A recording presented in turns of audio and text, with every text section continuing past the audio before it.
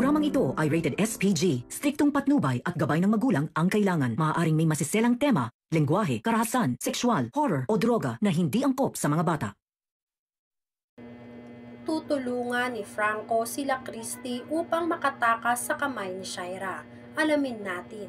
Welcome back sa aking channel, mga kaganapan sa asawa ng asawa ko.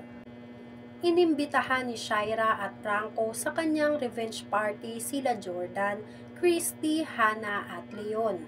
Maraming bitbit na sorpresa si Shaira para sa kanila. Kasabwat itong si Franco. Lingid sa kaalaman nila na planado lahat ng pag-iimbita sa kanila ni Shaira. At talaga namang kinagulat nilang lahat nang lumabas na si Shaira at umiksena. Gulat na gulat ang itsura nila. Lalong-lalo na si Hannah na parang nakakita ng isang multo.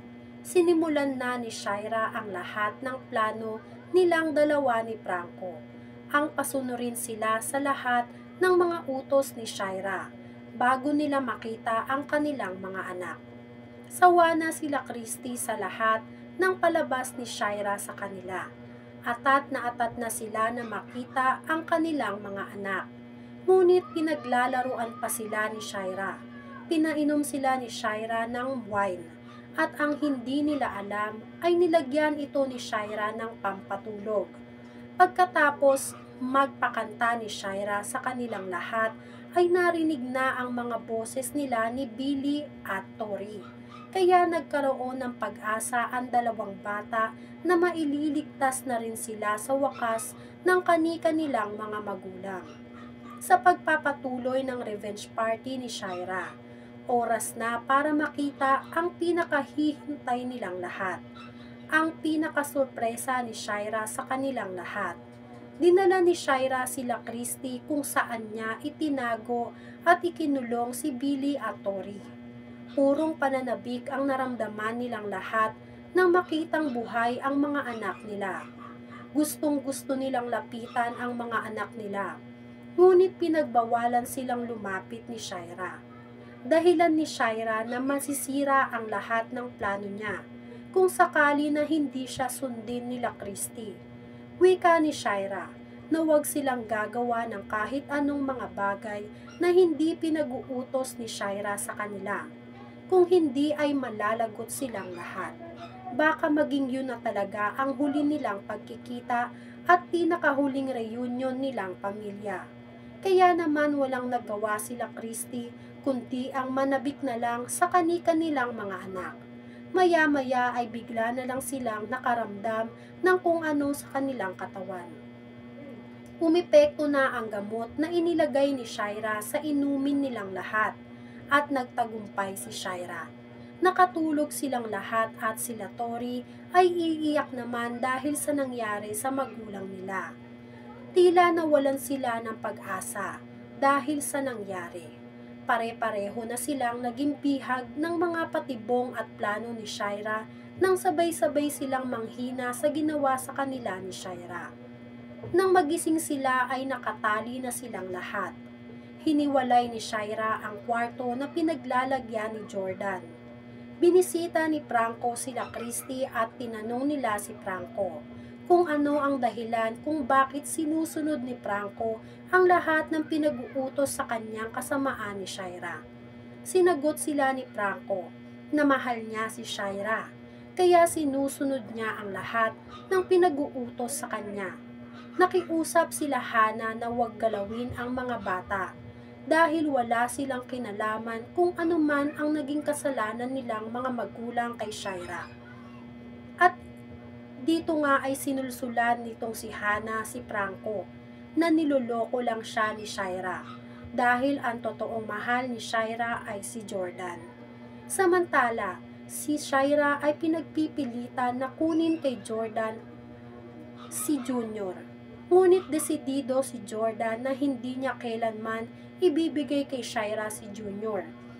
Dahil malalagay lang sa peligro ang buhay at magiging miserable lang ang buhay ni Junior kung sakali man na makuha ni Shaira si Junior kay Jordan. Lingid sa kaalaman ni Jordan na nagpapunta na si Shaira ng mga tauhan nila ni Franco sa bahay nila Christy. upang kunin si Junior. Kaya naman nagkagulo sa bahay nila Christy.